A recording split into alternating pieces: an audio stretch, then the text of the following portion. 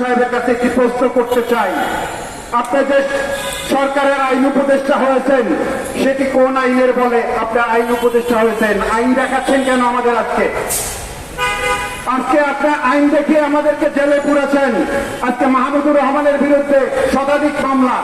এই বিপ্লবের পরে যে উপদেষ্টা পরিষদ গঠন হয়েছে, কথা ছিল যে নির্বাহী আদেশের মধ্য দিয়ে 2009 সালের পরে সাংবাদিকদের বিরুদ্ধে, রাজনৈতিক নেতৃবৃন্দের বিরুদ্ধে যতগুলো মিথ্যা মামলা হয়েছে সব মিথ্যা মামলাকে প্রত্যাহার করা হবে।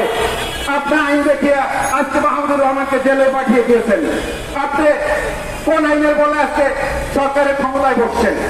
আজকে আইন দেখাচ্ছেন কাদেরকে? আপনি আজকে মিথ্যা মামলা মাথায় নিয়ে রুহুল আমিন গাজীকে দুনিয়া থেকে বিদায় নিয়েছে। সে 1 বছর 7 মাস কারাবরণ করেছেন এই মিথ্যা মামলায়। তিনি দেখে যেতে পারেননি তার মামলাটি প্রত্যাহার হয়েছে।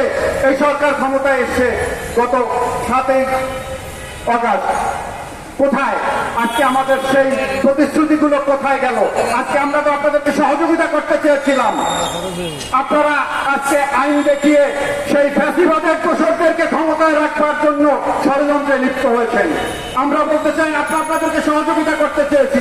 আজকে 2009 সালের পর থেকে যতগুলো মিথ্যা মামলা আছে অবিলম্বে নির্বাহী আদেশে এই মামলাগুলো প্রত্যাহার করুন। আজকে আমরা দেখতে পাইনি বাংলাদেশের বর্ষিয়ান সম্পাদক, বর্ষিয়ান বুদ্ধিজীবী আবুল আসাদের বিরুদ্ধে 4টি মামলা হয়েছে। তাকে 1.5 বছর জেল খাটতে হয়েছে। সেই মামলাগুলো এখনো প্রত্যাহার করা হয়নি কেন?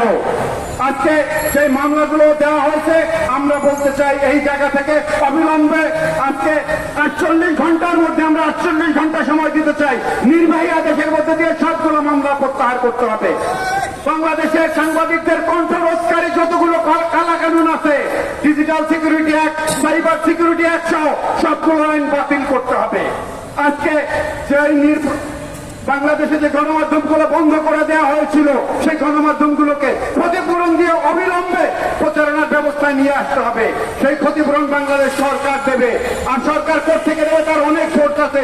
সেই সোর্সের কথা আমরা আগে বলেছিলাম।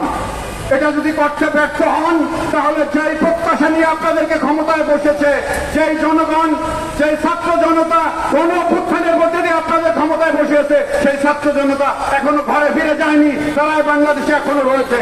সুতরাং আইন দেখিয়ে আপনারা আইন দেখেন আমাদেরকে।